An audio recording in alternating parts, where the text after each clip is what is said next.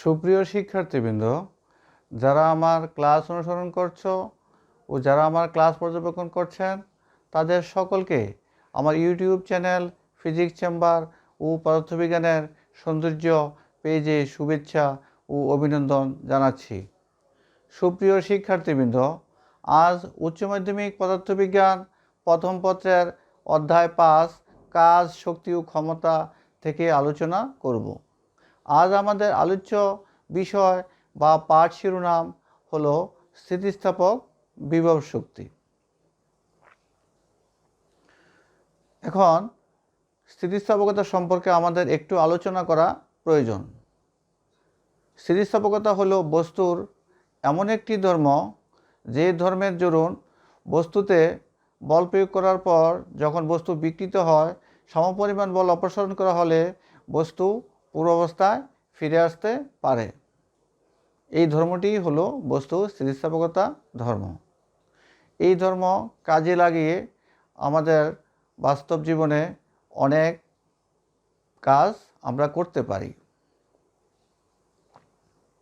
এখন স্থিতিস্থাপক বিভব শক্তি সম্পর্কে আমরা আলোচনা করব।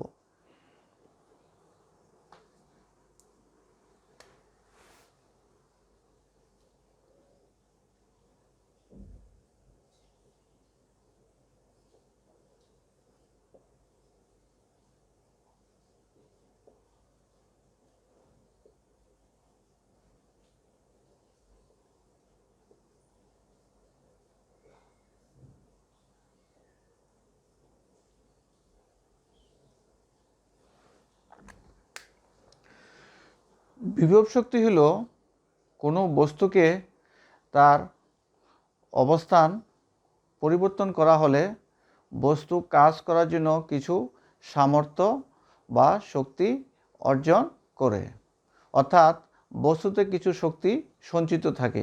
এই শক্তি হলো বিভব শক্তি। আর স্থিতিস্থাপকতা ধর্মের জন্য বস্তুতে যে শক্তি সঞ্চিত হয় তা হলো স্থিতিস্থাপক বিভব শক্তি। একটি স্প্রিংয়ের মাধ্যমে আমরা তা উপস্থাপন করব।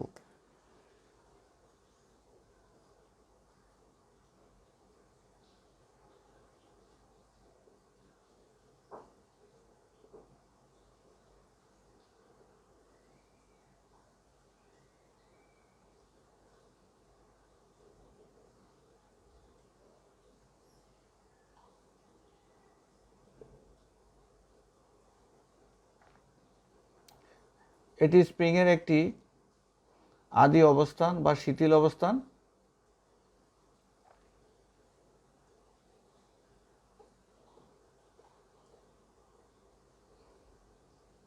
এই অবস্থানকে x=0 দ্বারা প্রকাশ করা হলো।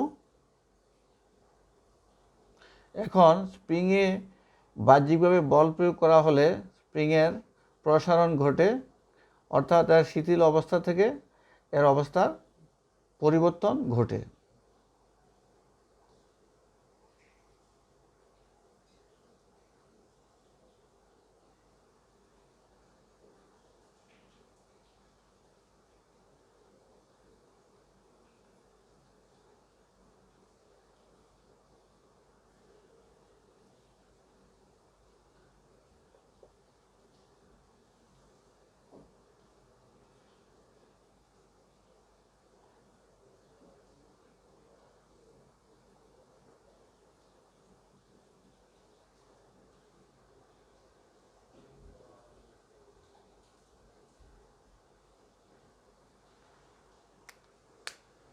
এখানে স্প্রিংয়ের শিথিল অবস্থা বা আদি অবস্থা হলো x=0। এখন বাহ্যিকভাবে এতে F বল প্রয়োগ করা হলে এর শিথিল অবস্থা থেকে সম্প্রসারিত অবস্থা পাওয়া যায়। তখন স্প্রিংটি তার শিথিল অবস্থা থেকে x অবস্থানে পরিবর্তিত হয়, অর্থাৎ এর বৃদ্ধি ঘটে x পরিমাণ। এখন Fs হলো স্থিতিস্থাপক বল। এই স্থিতিস্থাপক বলের বিরুদ্ধে F পরিমাণ বল প্রয়োগ করা হলে এই স্প্রিংয়ের x পরিমাণ সরণ ঘটে। আর এখানে স্প্রিং বল বা স্থিতিস্থাপক বল এবং বাহ্যিক প্রযুক্ত বল পরস্পর সমান ও বিপরীত।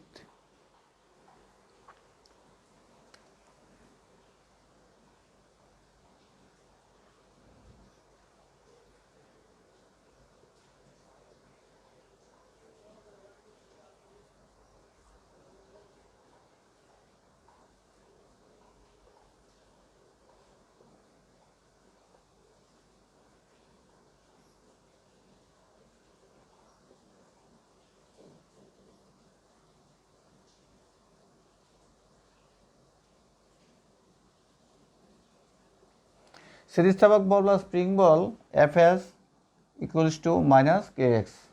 এখানে কে হলো স্প্রিং ধ্রুবক বা বল ধ্রুবক, আর এক্স বলতে বোঝানো হচ্ছে স্প্রিংয়ের প্রসারণ। এখন স্প্রিংকে যেদিকে প্রসারিত করা হয় তার বিপরীত দিকে স্প্রিং বল ক্রিয়াশীল থাকে।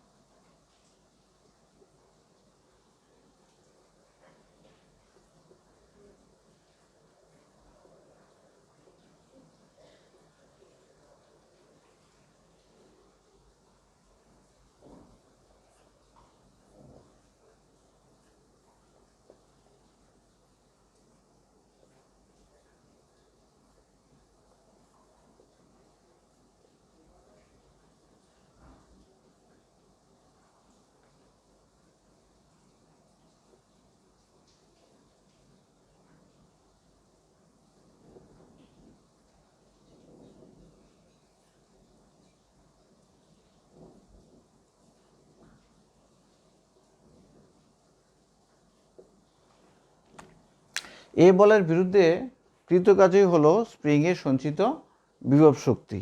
এই বিভব শক্তি ইউ হলে U equals to integration of limit x equal to 0 to x equal to x F dx. এখানে এফ হলো minus F S.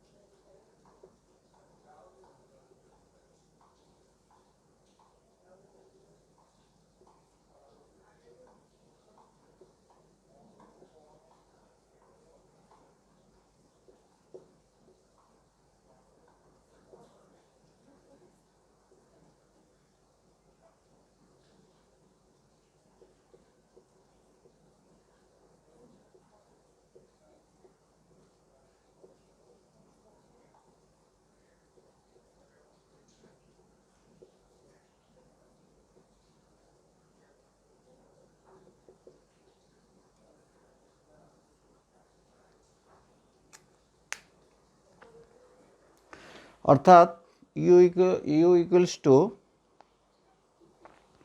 x equal to 0 to x equal to x kx dx equals to k integration of limit x equal to 0 to x equal to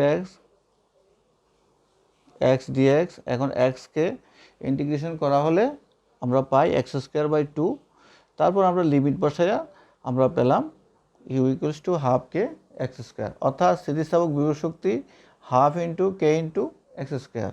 এখানে কে হলো spring বল ধ্রুবক, প্রত্যেকটা স্প্রিংয়ের জন্য বা প্রতিটি উপাদানের স্প্রিংয়ের জন্য স্প্রিং ধ্রুবক ভিন্ন ভিন্ন থাকে। এই সমীকরণ থেকে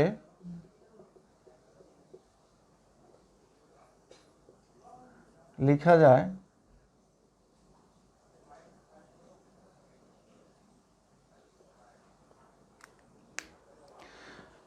স্প্রিংয়ে সঞ্চিত বিভব শক্তি স্প্রিংয়ের অবস্থান পরিবর্তনের বা সরণের বর্গের সমানুপাতিক।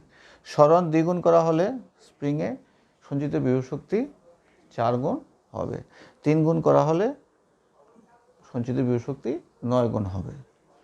তাহলে আমরা স্থিতিস্থাপক বিভব শক্তি সম্পর্কে ধারণা পেলাম। আমরা একটি গ্রাফ দেখাতে পারি।